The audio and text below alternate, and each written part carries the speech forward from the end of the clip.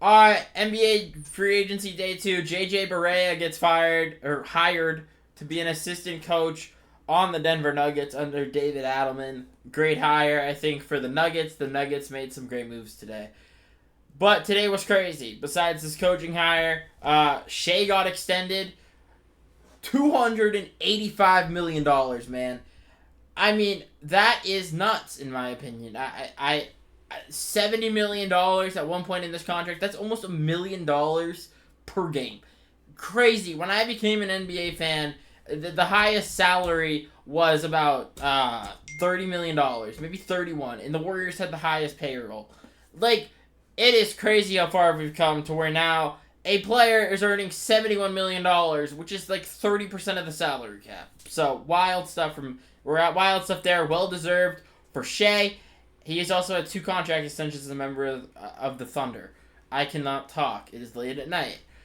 Next thing that happened today, which was a shocker to me. The next one's even more of a shocker. Gershon Yabusele goes to the Knicks, 2 years, $12 million, $6 million a year, player option after the first year. I was not expecting him to go to New York. I was expecting him to either go to the Spurs or maybe to Milwaukee or Golden State.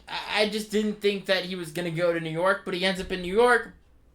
I like this for the Knicks. The Knicks continue to get some bench depth for the coach that they don't have, which is fucking fantastic. Now, this move here was crazy. And I woke up to this because someone was at my door and they needed to get in to change the mousetraps. So, I woke up to this move. And I saw the second part of the move. I didn't see this part. Free agent Miles Turner agrees to a 4-year, $107 million deal with the Milwaukee Bucks. Okay. Interesting. The Bucks don't have the money for this. And then he also got a trade kicker. And then we get this. We get this part of the move. The Milwaukee Bucks are waiving Damian Lillard. What the fuck is Milwaukee doing?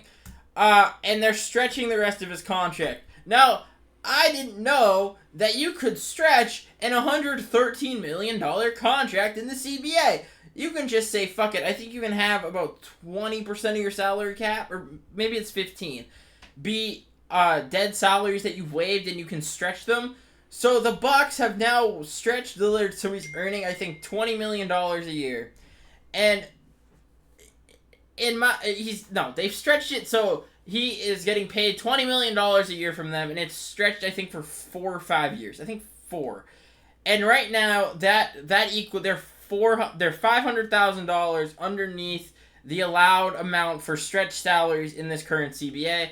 I had to watch a podcast to get that bit because I had no idea that this was even a thing you could fucking do.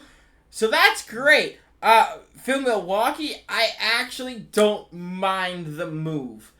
I think it's the only way that they can actually, become competitive again. The Dame Giannis thing just didn't work. I'm going to be so real. It didn't work. I don't think it was ever going to work. Giannis just did not seem to want to set screens for Dame. They didn't use that enough. And for Dame, he gets out of a situation that was not greener, in my opinion, than, oh my god, Portland. I'm blanking on the name of the team he used to play for. So, it's interesting because Milwaukee now has Miles Turner, Giannis, Kyle Kuzma, who I think gets traded, and I think they trade picks. I think they trade 2031 as a swap, and they trade 2032 for something. I think they need a wing or they need a point guard. So we'll find out what happens there. For the Pacers, I think you went backwards. You just lost your franchise center. There is a report that they want to try to trade for Onyeka Okongwu to fill the gap this year, but I don't know who they go after. I don't know what center they can grab next offseason when Tyrese Halliburton is back that gives you the same output as Miles Turner. The Bucks get their franchise center of the future. Dame gets out of this not-so-good situation in Milwaukee because he didn't move his family. He was there alone. La-da-da-da-da. And he gets to choose what team he gets to go on. Apparently, the Warriors and Mike Dunleavy have been in contact with him. That could be a crazy team. Fucking Pat Riley's probably coming in his pants right now because he could just, if Dame wants to, he can just sign. He can sign Damian Lillard for probably a mid-level exception, if not just a minimum deal contract, because no team really has the money to pay Dame $30+ million. I just don't see it happening. I think Dame maybe gets a 1 or 2 year deal, a very small deal, just to make up I think he was supposed to earn $50 million this year or something like that. Maybe 40. I don't know his exact contract at the time he was waived by the Bucks or bought out, whatever. Waived. He was waived. So I could see that happening. I could see him going to Miami. I said that. Where else could I see him? Boston is interesting if the Celtics wanted to say fuck it and get 2 guys recovering from Achilles and try and contend at the end of the year / next year and try to win another championship in the Jason and Jalen window. Any other teams off the top of my head? There was a rumor that Portland could be in the cards. I don't see that. I think you would have to move off of Drew Holiday or move off of Scoot and oh my God, what's the other? Is it Shannon Sharp? Shannon Sharp? I don't remember. I know his last name's Sharp. I don't really see that. I don't really see any other teams. I bet there's a lot that are in contact with him. I'm sure freaking, I don't know, Utah's probably in contact with him. I don't know why he would go there. I'm just trying to think of teams off the top of my head. That's really all I can think of. I'm sure there's a lot of teams in contact with him. I'm sure, actually, speaking of a team that would drool at the mouth for Damian Lillard, it would be the Sacramento Kings, who are in an absolutely clusterfuck and probably have one of the worst outlooks in the NBA. So I could see them trying to get after Dame. That's really all the teams I could see. It's just horrible for Denver, or not for Denver. Denver's the next team. It's horrible for Indy. It shows that you weren't willing to go over the luxury tax and you just lost your longest tenured player. So that sucks. The next team, the Sacramento Kings, are trading Jonas Valanciunas to the Denver Nuggets for Dario Saric. Just 1-for-1, straight up swap. Dario's in his last year. I think Jonas has one more year after this. So, I mean, good for Denver. I mean, they fired their GM, who wasn't doing anything. I'm going to be so real. Their old GM was so bad. I saw a tweet earlier today. Let me see if I can find it really quickly. This tweet right here by FreeWave3. He said, a new front office can absolutely change everything you think about for the outlooks in the Hawks and the Nuggets 2 weeks ago to now. I think people give too much grace to incompetent FOs and blame the situation when it's a hole they dug themselves into anyway. I agree with that tweet so much, and I think it's the most true thing. If you look at what the Denver Nuggets have done this offseason, I think there's just an interim GM, and he has done an amazing job. The last GM, I forget his fucking name, but he didn't make any moves. He would just draft guys and tell Mike Malone, hey, develop these guys, when Mike Malone was begging for depth. The Nuggets now have depth with the moves that they have made this offseason. Between them and Atlanta, they have had some fucking amazing offseasons that could only get better. And I love this. I love the Nuggets getting an actual center behind Jokic. So Jokic doesn't have to play 45 minutes a night and the offense doesn't fall off a cliff when he's on the bench. Jonas Valanciunas is a center that can give you 10 to 20 minutes a night in an NBA game. It's a great move. I love it for freaking Sacramento. I don't know what they're doing. I guess they're trying to clear money. Sacramento's a mess. Next move is Gary Harris. He goes to the Bucks. The Bucks continue to add shooting like they did when Giannis won his championship back in 2021. I like this move. A shooter, not a good defender, but he can shoot the piss out of the basketball. Shooting around Giannis is huge. It helps space the floor and makes him virtually unguardable. Pat Connaughton got traded to the Charlotte Hornets for Vicious Micic, who's a point guard / shooting guard, and 2 of their own second-round picks. So the Bucks continue to clear up money so they could do the Miles Turner move, which I think is fantastic for them, even though they waived Dame. But sometimes the only way as a small market team to keep your franchise player happy and to keep yourselves in contention is to do unconventional things like waiving Damian Lillard to a multi-time All-Star and a very good player. Dennis Schroeder gets his deal that was talked about so much last night but was not official. He goes to Sacramento, 3 years, $45 million, and I'm pretty sure it has a player option in it, if I'm not mistaken. Maybe I'm wrong. I don't, is there another tweet here? There's not another tweet. Okay, so maybe it doesn't, I swear it had a player option, but I could be wrong.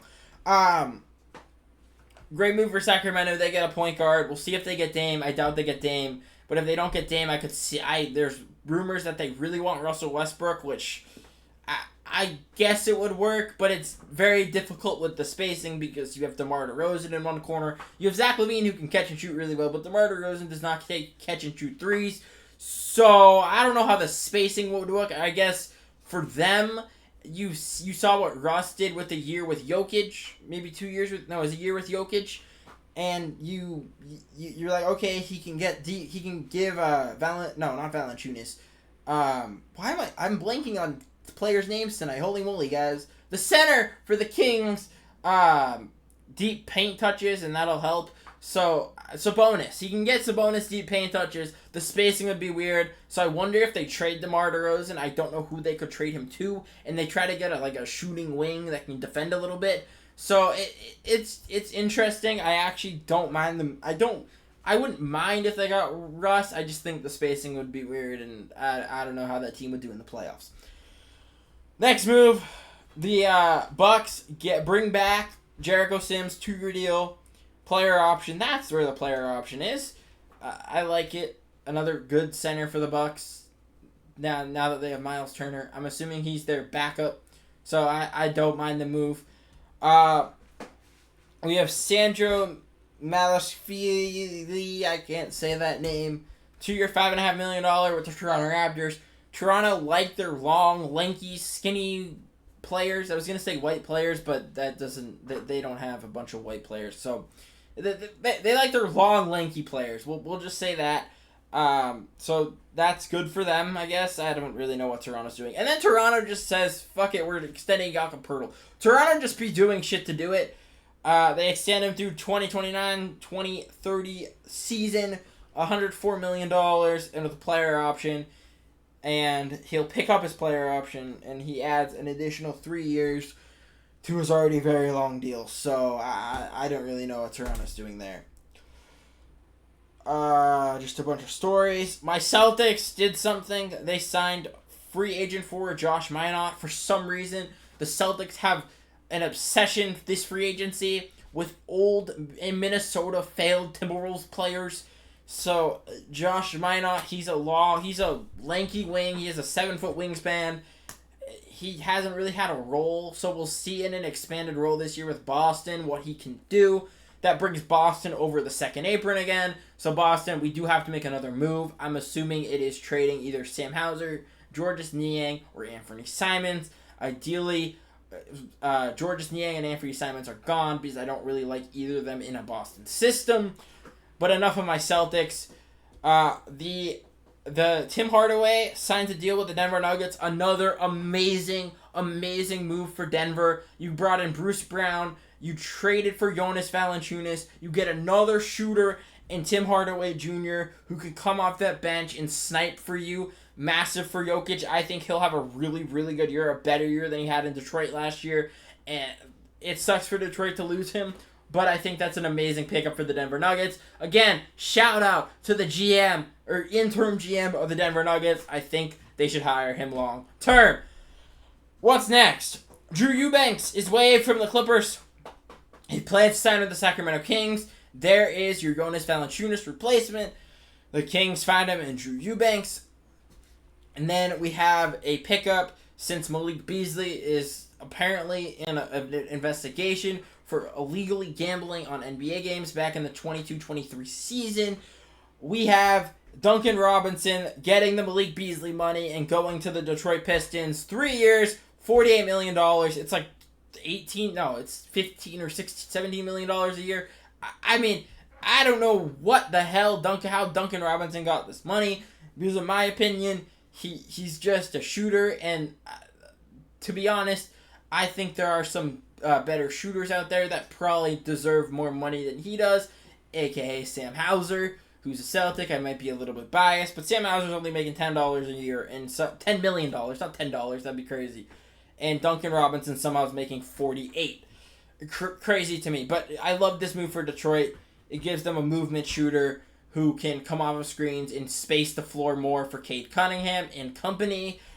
So good move for them. What else do we have here? I'm shocked, but Trey Mann goes back to the Hornets after they, I want to say, made him an unrestricted free agent. He gets a 3-year, $24 million deal. No, they traded for someone. Who did they traded for? They traded for a guard. Colin Sexton. So I'm shocked that he's back, but they bring him back, which is great. I thought he was gone. And I think that's all the moves we have for today. Let me refresh Shams because you guys can't see it, but on the corner of my screen, it says the Celtics are trending. So that's never good, but there's nothing happening currently. So yeah, that was day 2 of NBA free agency. If tomorrow's another chaotic day, which I expect it to be, there'll be more shorts and there'll be more videos, or there'll be another video recapping day 3. If you guys made it this far, comment Al Horford in the comments. Hopefully you guys enjoyed. Make sure to leave a like, subscribe, turn on that bell. I'm uploading like every day, either a short or a video, usually both, especially with free agency. There'll be shorts all throughout the offseason, all throughout the year. So hopefully you guys enjoyed. I will see you guys next time. And peace.